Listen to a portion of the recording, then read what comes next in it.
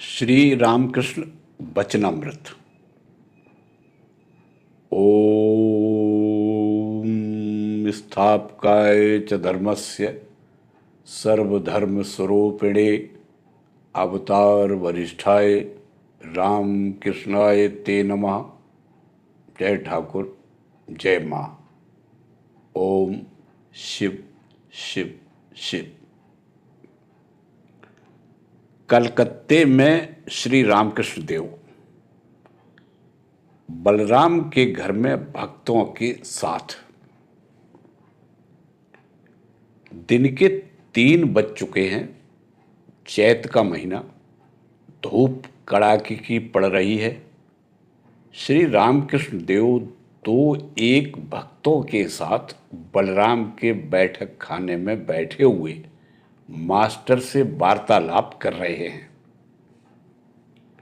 आज 6 अप्रैल 1885 कृष्णा सप्तमी है। श्री रामकृष्ण देव कलकत्ते में भक्तों के यहाँ आए हुए हैं।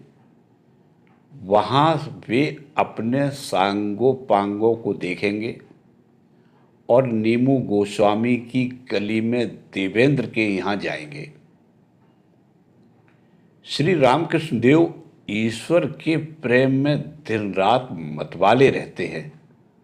सदा ही भावावेश या समाधि होती रहती है। बाहरी संसार में बिल्कुल मन नहीं है। केवल अंतरंग भक्त जब तक स्वयं को पहचान न सके तब तक उनके लिए श्री रामकृष्ण देव को व्याकुल ही समझिए। जैसे माता पिता अक्षम बालक के लिए रहते हैं और उसे आदमी बनाने के लिए सदैव ही चिंतित रहा करते हैं, या जैसे चिड़िया अपने बच्चों का पालन पोषण करने के लिए व्याकुल रहती है। श्री रामकृष्ण देव मास्टर से बोले, मैंने कह दिया था कि 3 बजे आऊँगा, इसीलिए आना पड़ता, परंतु धूप बड़ी तेज है। मास्टर बोले, जी हाँ, आपको तो बड़ा कष्ट हुआ होगा। भक्तगण श्री रामकृष्ण देव को पंखा झल रहे हैं। श्री रामकृष्ण देव, छोटे नरेंद्र और बाबूराम के लिए मैं आया। पूर्ण को तुम क्यों नहीं लेते आए? मास्टर बोले, सभा में वह नहीं आना चाहता, उसे भय होता है। आप 5 आदमियों के बीच तारीफ करते हैं, कहीं उसके घर वालों को न मालूम हो जाए। श्री रामकृष्ण देव कहते हैं, हाँ, यह तो ठीक है। अगर मैं कह भी डालता तो अब न कहूँगा। अच्छा, पूर्ण को तुम धर्म की शिक्षा दे रहे हो, यह बड़ा अच्छा है। मास्टर बोले, विद्यासागर की पुस्तक में भी यही बात है कि ईश्वर को हृदय और मन से प्यार करो। इसकी शिक्षा देने से लड़कों के अभिभावक अगर नाराज हों तो क्या किया जाए? श्री रामकृष्ण देव बोले, इनकी पुस्तकों में बातें तो बहुत हैं, परंतु जिन लोगों ने पुस्तकें लिखी हैं वे खुद धारणा नहीं कर सके। साधु संग करने पर धारणा होती है। यथार्थ त्यागी साधु अगर उपदेश देता है तो लोगों पर उसका असर पड़ता है। केवल पंडितों की लिखी किताबें पढ़कर या उनके उपदेश सुनकर उतनी धारणा नहीं होती है। जिसके पास ही गुड़ के घड़े रखे हों, वह अगर रोगी को उपदेश दे कि गुड़ न खाना, तो रोगी उसकी बात उतनी नहीं मानता। अच्छा, पूर्ण की अवस्था कैसी देख रहे हो?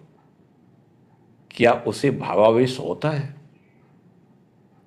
मास्टर बोले, भाव की अवस्था बाहर से तो मुझे विशेष नहीं दिख पड़ती। एक दिन आपकी वह बात मैंने उससे कही थी। श्री रामकृष्ण देव बोले, कौन सी बात? मास्टर बोले, आपने कहा था छोटा आधार भावावेश को संभाल नहीं सकता। आधार अगर बड़ा हुआ तो उसके भीतर तो भाव खूब होता है, परंतु बाहर उसके लक्षण प्रकट नहीं होते। जैसे आपने कहा था, बड़े तालाब में हाथी के उतर जाने पर कुछ भी समझ में नहीं आता, परंतु अगर वह किसी गढ़ई में उतर जाए तो उथल पुथल मचा देता है। पानी की हिलोरें तट पर पछाड़ खा खा कर गिरने लगती हैं। श्री रामकृष्ण देव बोले, बाहर उसका भावावेश नहीं दिखेगा, उसका स्वभाव कुछ दूसरा ही है। और लक्षण तो सब अच्छे हैं ना। मास्टर बोले, आंखें खूब उज्जवल तथा विशाल हैं। श्री रामकृष्ण देव बोले, केवल आंखों के उज्जवल होने से ही नहीं हो जाता, ईश्वर भाव वाली आंखें और होती हैं। अच्छा, तुमने उससे क्या पूछा था? उसके बाद उसे कैसा लगा? मास्टर बोले, जी हाँ, बातें हुई थी। वह 4-5 दिन से कह रहा है, ईश्वर की चिंता करने पर, उनका नाम लेने पर आंखों में आंसू आ जाते हैं, रोमांच हो जाता है। श्री रामकृष्ण देव बोले, तो फिर और क्या चाहिए? श्री रामकृष्ण देव और मास्टर चुप हैं। कुछ देर बाद मास्टर बोले, वह खड़ा है। श्री रामकृष्ण देव बोले, कौन? मास्टर बोले, पूर्ण। जान पड़ता है अपने घर के दरवाजे के पास खड़ा है। हम में से कोई जाए तो वह दौड़कर हम लोगों को प्रणाम कर ले। श्री रामकृष्ण देव बोले, आहा। श्री रामकृष्ण देव तकिए के सहारे विश्राम कर रहे हैं। मास्टर के साथ एक 12 साल का लड़का आया हुआ है। मास्टर के स्कूल में पढ़ता है, नाम है क्षीरोद। मास्टर कहते हैं, यह बड़ा अच्छा लड़का है, ईश्वर के नाम से इसे बड़ा आनंद होता है। श्री रामकृष्ण देव हंसते हुए बोले, आंखें तो हिरण जैसी हैं। लड़के ने श्री रामकृष्ण देव के पैरों पर हाथ रखकर भूमिष्ठ हो प्रणाम किया और बड़े भक्ति भाव से श्री रामकृष्ण देव की पद सेवा करने लगा। श्री रामकृष्ण देव भक्तों के संबंध में वार्तालाप करने लगे। श्री रामकृष्ण देव मास्टर से बोले, राखाल घर में है, उसका भी शरीर अच्छा नहीं है, उसके फोड़ा हुआ है। मैंने सुना है उसे एक लड़का होगा। पलटू और विनोद सामने बैठे हुए हैं। श्री रामकृष्ण देव हंसते हुए पलटू से बोले, तूने अपने बाप से क्या कहा? मास्टर से बोले, सुना, इसने यहां आने की बात पर अपने बाप को जवाब दे दिया। पलटू से बोले, क्यों रे, क्या कहा? पलटू बोले, मैंने कहा, हाँ, मैं उनके पास जाया करता हूं, तो यह कौन सा बुरा काम है? श्री रामकृष्ण देव और मास्टर हंसने लगे। अगर जरूरत होगी तो और भी इसी तरह सुनाऊंगा। श्री रामकृष्ण देव हंसते हुए मास्टर से बोले, नहीं। क्यों जी, इतनी भी कहीं बढ़ा चढ़ी होती है? मास्टर बोले, जी नहीं, इतनी बढ़ा चढ़ी अच्छी नहीं है। श्री रामकृष्ण देव हंसते हुए बोले, तू कैसा है? वहां दक्षिणेश्वर तू क्यों नहीं गया? विनोद बोले, जी जा रहा था, फिर डर के मारे नहीं गया, शरीर भी कुछ अस्वस्थ है। श्री रामकृष्ण देव बोले, वहां चल तो सही, वहां की हवा अच्छी है, चंगा हो जाएगा। छोटे नरेंद्र आए। श्री रामकृष्ण देव मुंह धोने के लिए जा रहे थे। छोटे नरेंद्र अंगोछा लेकर श्री रामकृष्ण देव को पानी देने के लिए गए। साथ में मास्टर भी है। छोटे नरेंद्र पश्चिम वाले बरामदे के उत्तर कोने में श्री रामकृष्ण देव के हाथ पैर धो रहे हैं। पास ही मास्टर भी खड़े हैं। श्री रामकृष्ण देव बोले, बड़ी कड़ी धूप है। मास्टर बोले, जी हां। श्री रामकृष्ण देव बोले, तुम किस तरह वहां रहते हो? ऊपर वाले कमरे में गर्मी नहीं होती? मास्टर बोले, जी हां, बड़ी गर्मी होती है। श्री रामकृष्ण देव बोले, एक तो तुम्हारी स्त्री को मस्तिष्क की बीमारी है, उसे ठंडे में रखा करो। मास्टर बोले, जी हां, उसे नीचे के कमरे में सोने के लिए कह दिया है। श्री रामकृष्ण देव बैठक खाने में फिर आकर बैठे। मास्टर से पूछ रहे हैं, तुम इस रविवार को क्यों नहीं गए? मास्टर बोले, जी घर में भी तो कोई नहीं है, तिस पर स्त्री को मस्तिष्क की बीमारी है, देखने वाला कोई नहीं था। श्री रामकृष्ण देव गाड़ी पर नीमू गोस्वामी की गली से होकर देवेंद्र के यहां जा रहे हैं। साथ में छोटे नरेंद्र, मास्टर और भी दो एक भक्त हैं। श्री रामकृष्ण देव पूर्ण की बात कर रहे हैं। पूर्ण के लिए वे व्याकुल हैं। श्री रामकृष्ण देव मास्टर से बोले, बहुत बड़ा आधार है, नहीं तो अपने लिए जब कैसे करा लेता? उसे तो ये सब बातें मालूम ही नहीं है। मास्टर और भक्तगण आश्चर्य भाव से सुन रहे हैं।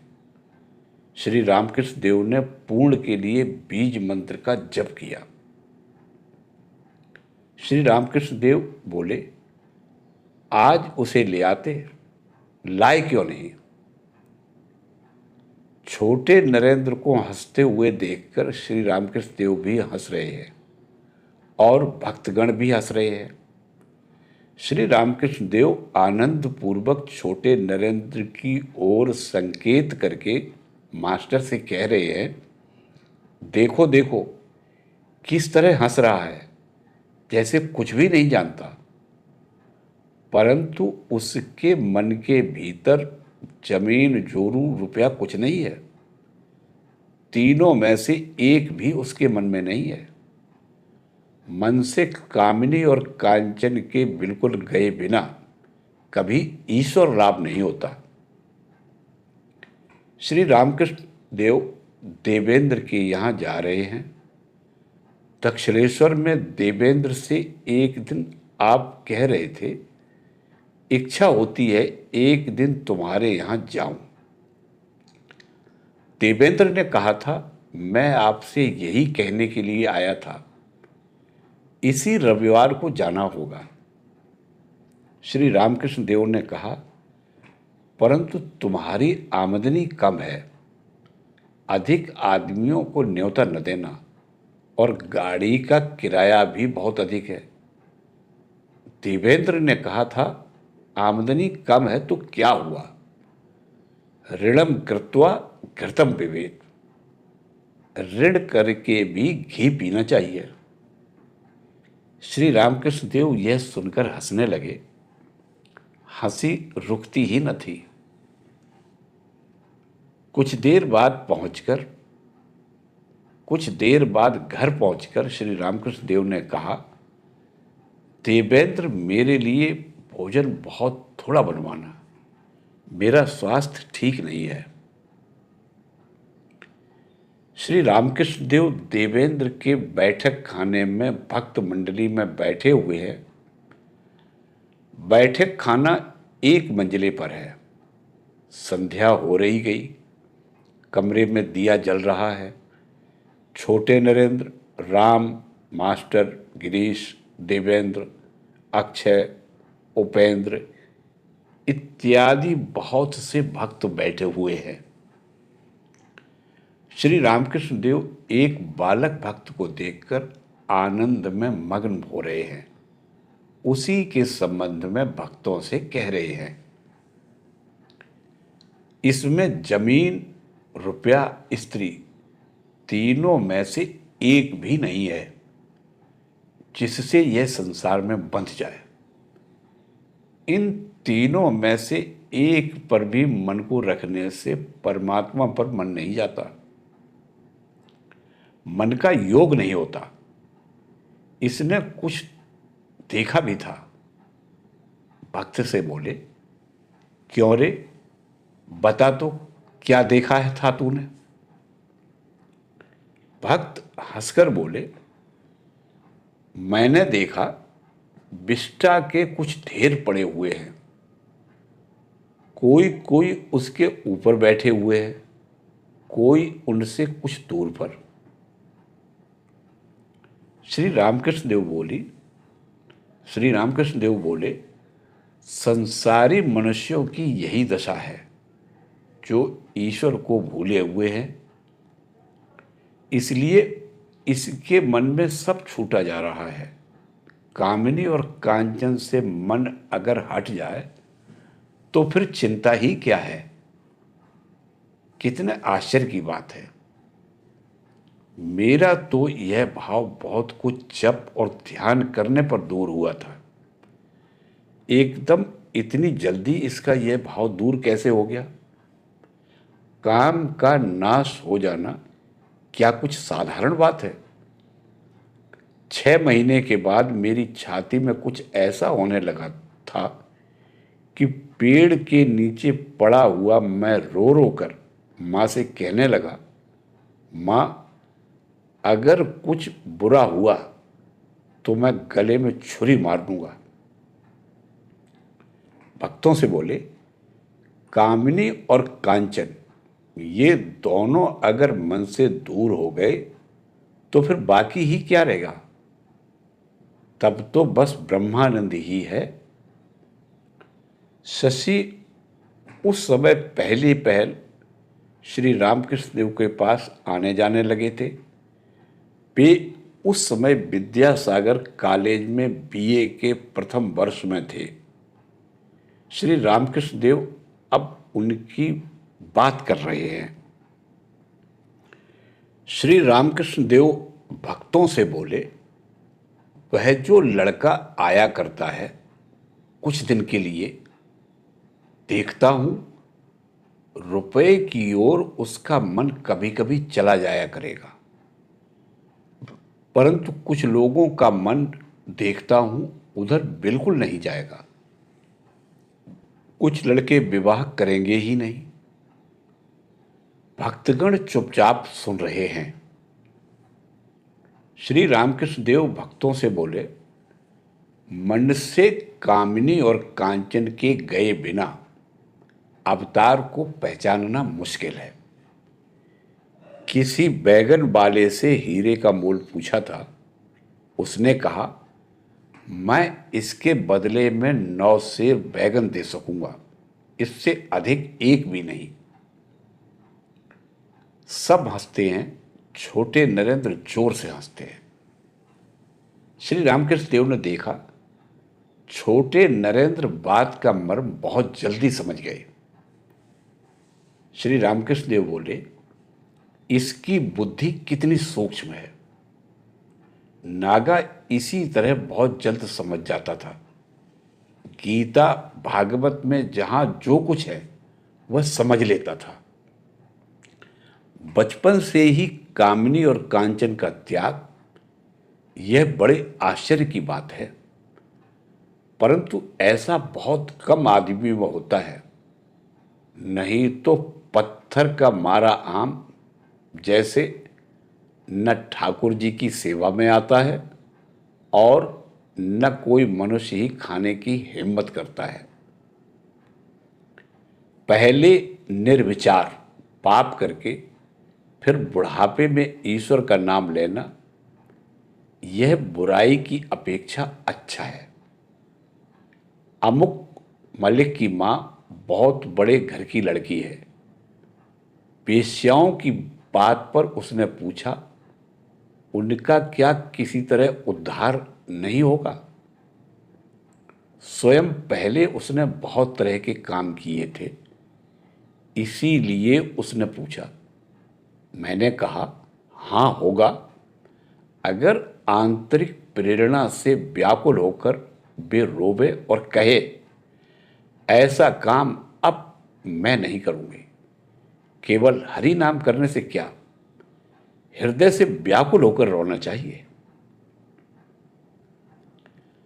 अब ढोल करताल लेकर कीर्तनिया की संकीर्तन कर रहा है। मैंने यह क्या देखा, केशव भारती की कुटी में एक अपूर्व ज्योति श्री गौरांग की मूर्ति मैंने देखी। उनके दोनों नेत्रों से शत शत धाराओं में प्रेम बह रहा है, इत्यादि। श्री रामकृष्ण देव को गाना सुनते सुनते भावावेश हो रहा है। कीर्तनिया श्री कृष्ण के विरह की मारी गोपियों का वर्णन कर रहा है। ब्रज की गोपियां माधवी कुंजों में श्री कृष्ण को खोज रही हैं। री माधवी, मेरे माधव को निकाल दे, मेरे माधव को मुझे देकर बिना दामों ही तू मुझे खरीद ले। जल जिस तरह मछलियों का जीवन है, उसी तरह माधव भी मेरे जीवन है, इत्यादि। श्री रामकृष्ण देव बीच बीच में जोड़ रहे हैं, मथुरा कितनी दूर है जहां मेरा प्राण वल्लभ है। श्री रामकृष्ण देव समाधि मग्न है, देह निश्चल हो रही है, बड़ी देर से स्थिर है। कुछ देर बाद उनकी प्राकृत अवस्था हुई, परंतु भावावेश अब भी है। इसी अवस्था में भक्तों की बात कह रहे हैं, बीच बीच में माता से बातचीत भी कर रहे हैं। श्री रामकृष्ण देव भावस्थ होकर बोले, मां उसे अपनी ओर खींच लो, मैं अब अधिक उसकी चिंता नहीं कर सकता। मास्टर से बोले, मेरा मन तुम्हारे संबंधी की ओर कुछ खिंचा हुआ है। गिरी से बोले, तुम गाली गलौज बहुत करते हो। खैर, यह सब निकल जाना ही अच्छा है।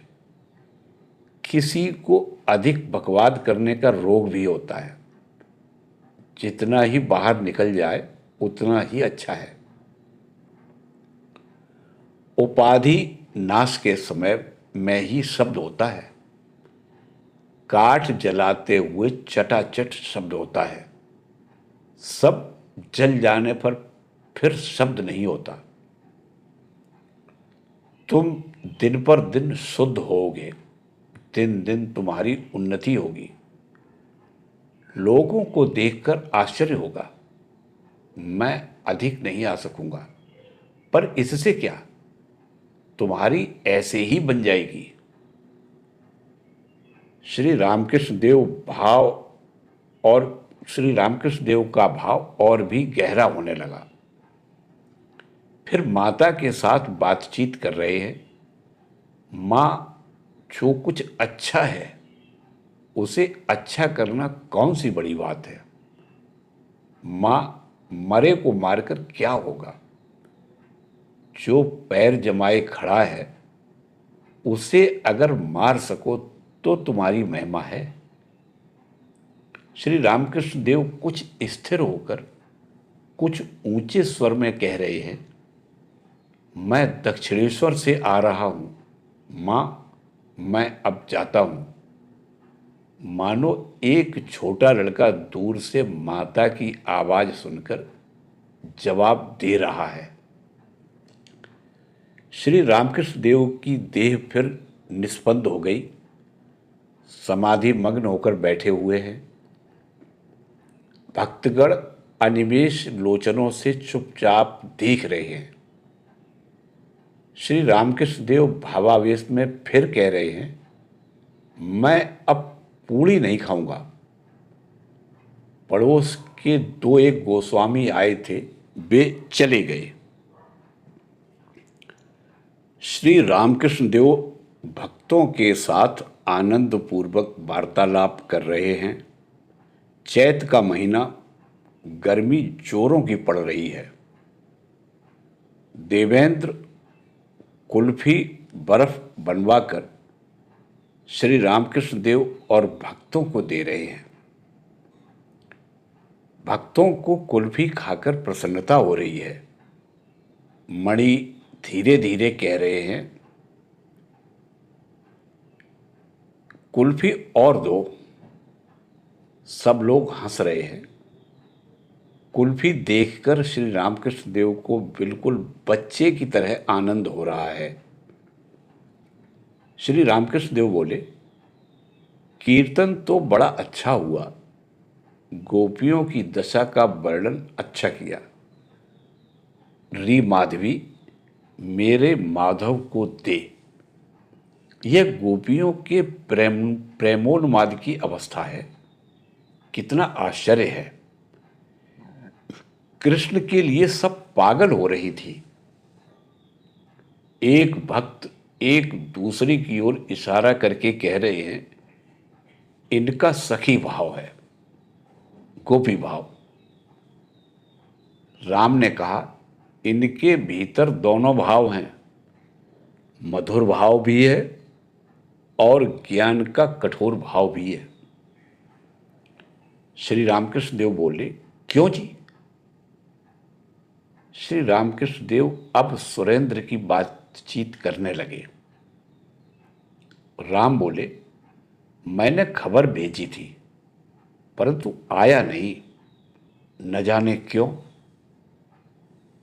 श्री रामकृष्ण देव बोले, काम से लौटने पर थक जाता है। एक भक्त बोले, राम बाबू आपकी बात लिख रहे हैं। श्री रामकृष्ण देव बोले, क्या लिखा है। भक्त बोले, परमहंस की भक्ति विषय पर उन्होंने लिखा है। श्री रामकृष्ण देव बोले, तो फिर क्या, राम की खूब प्रसिद्धि होगी। गिरीश हंसते हुए बोले, इसलिए कि वह आपका चेला है। श्री रामकृष्ण देव बोले, मेरे चेला वेला कोई नहीं, मैं तो राम का दासानुदास हूं। पड़ोस के कोई कोई आए थे परंतु उन्हें देखकर श्री रामकृष्ण देव को प्रसन्नता नहीं हुई। श्री रामकृष्ण देव ने एक बार कहा, यह कैसा मोहल्ला है, यहां देखता हूं कोई नहीं है। देवेंद्र अब श्री रामकृष्ण देव को कमरे के अंदर लिए जा रहे हैं। वहां श्री रामकृष्ण देव के जलपान का बंदोबस्त किया गया है। श्री रामकृष्ण देव भीतर गए। श्री रामकृष्ण देव प्रसन्नता पूर्वक घर के भीतर से वापस आए और बैठक खाने में फिर बैठे। भक्तगण पास बैठे हुए हैं। उपेंद्र और अक्षय श्री रामकृष्ण देव की दोनों ओर बैठे हुए उनकी चरण सेवा कर रहे हैं। श्री रामकृष्ण देव देवेंद्र के यहाँ की औरतों से बातचीत कर रहे हैं। औरतें बड़ी अच्छी हैं, देहात की हैं ना, बड़ी भक्ति है। फिर वे अपने आप में मस्त होकर गाने लगे। कई गाने उन्होंने गाए। पहला है, आदमी जब तक सहज नहीं हो जाता तब तक सहज को वह प्राप्त भी नहीं कर सकता। दूसरा, दरवेश तू खड़ा रहे, मैं तेरे स्वरूप को जरा देख लूं। तीसरा, एक ऐसे भाव का फकीर आया है जो हिंदुओं का देवता और मुसलमानों का पीर है। गिरीश प्रणाम करके विदा हो गए। श्री रामकृष्ण देव ने भी गिरीश को नमस्कार किया। देवेंद्र आदि भक्तों ने श्री रामकृष्ण देव को गाड़ी पर चढ़ा दिया। देवेंद्र ने बैठक खाने के दक्षिण ओर आंगन में आकर देखा।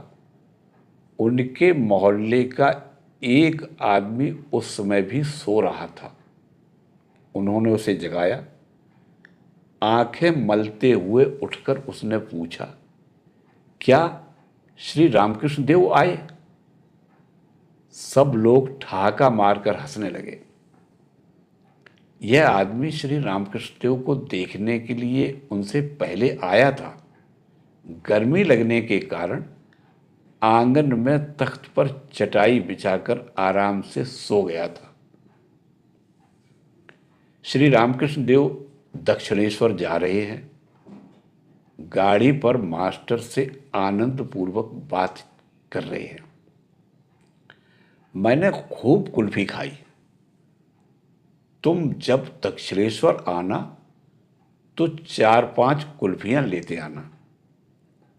श्री रामकृष्ण देव मास्टर से फिर कह रहे हैं, इस समय इन्हीं कुछ बालकों की ओर मन खिंचता है, छोटे नरेंद्र, पूर्ण और तुम्हारे संबंधी की ओर। मास्टर बोले, द्विज की ओर? श्री रामकृष्ण ने बोले, नहीं, द्विज तो है ही, उससे बड़ा जो है उसकी ओर। मास्टर बोले, अच्छा। श्री रामकृष्ण देव आनंद से गाड़ी पर जा रहे हैं।